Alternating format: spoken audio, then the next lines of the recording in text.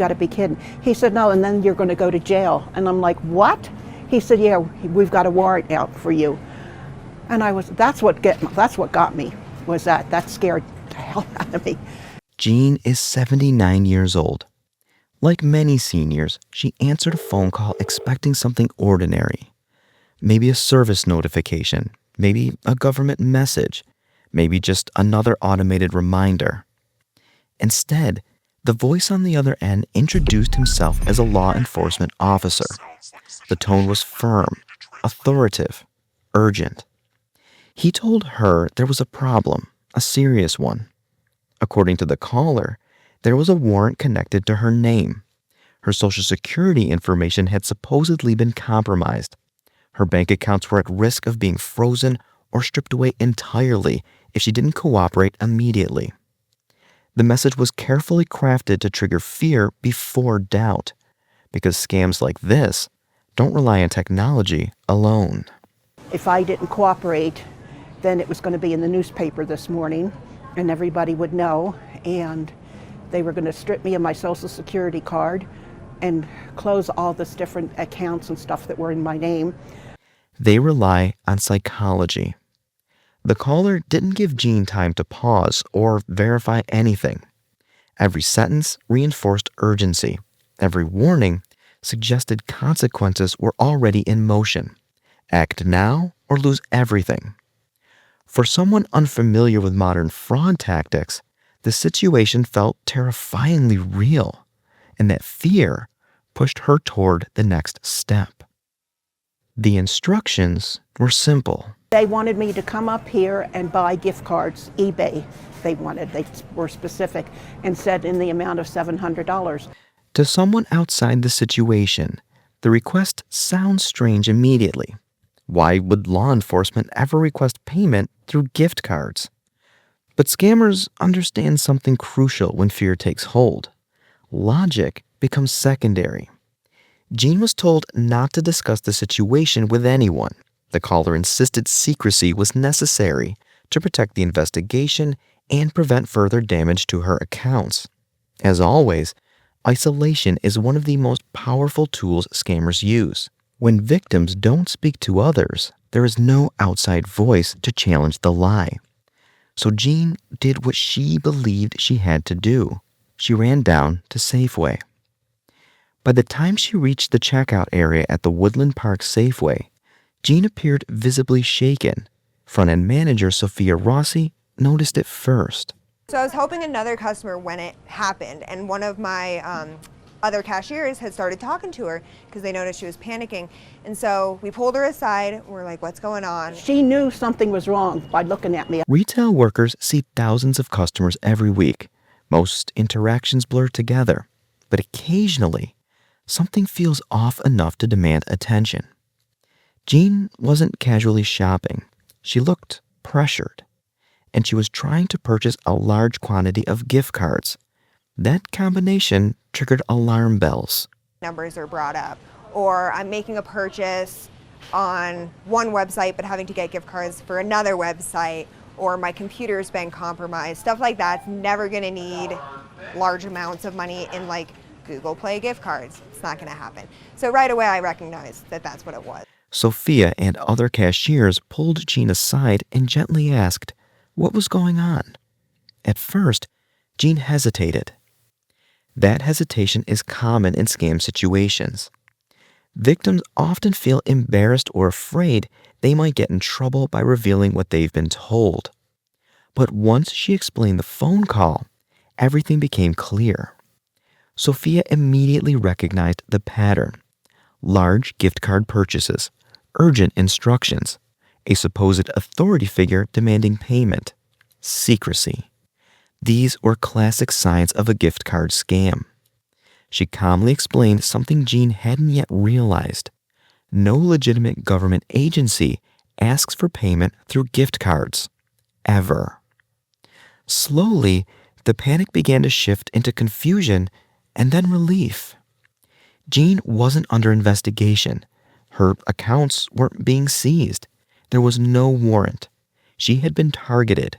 And if the employees hadn't stepped in at that exact moment, the next step would have been irreversible because once gift card codes are shared with scammers, the money is effectively gone. Gift card fraud has exploded in recent years because it solves one problem criminals have always faced: traceability.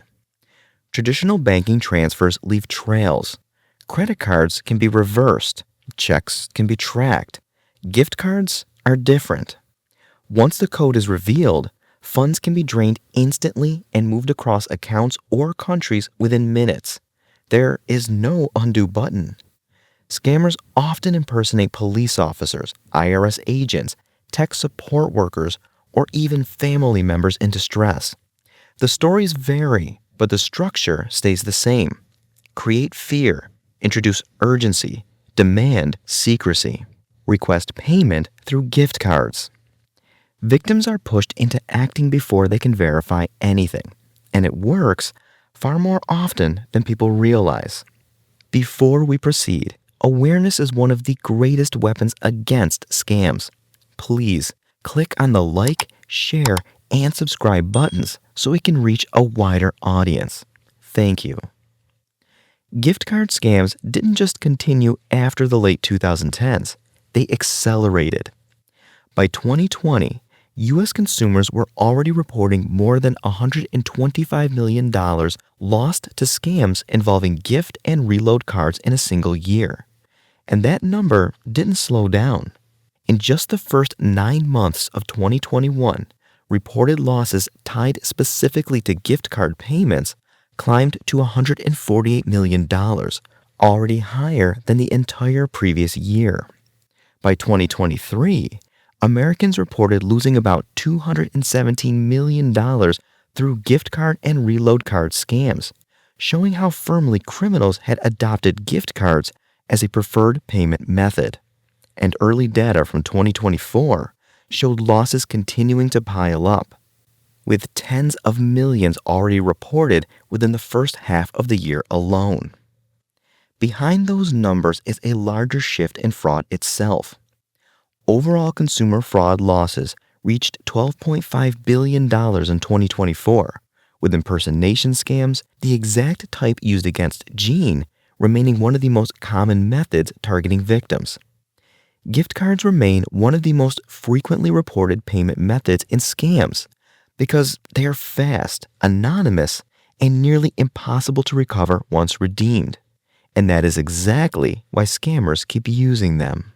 I am so happy you were here. I'm happy I was too. This trip to the grocery store could have ended much differently for Jean. What makes this story different is not the scam itself, it's the interruption. Jean was only minutes away from completing the transaction. Had she left the store with activated cards, the scammer would have instructed her to read the codes over the phone, and within seconds, the money would have vanished. Instead, a grocery store employee noticed distress and chose to ask one extra question. That small decision changed everything, just a quiet conversation that prevents a loss before it occurs. But for victims, that moment represents the difference between devastation and relief. If he calls back again, I'm going to tell him to get off his lazy fat butt and go get a job and make money the decent way instead of stealing from hardworking people.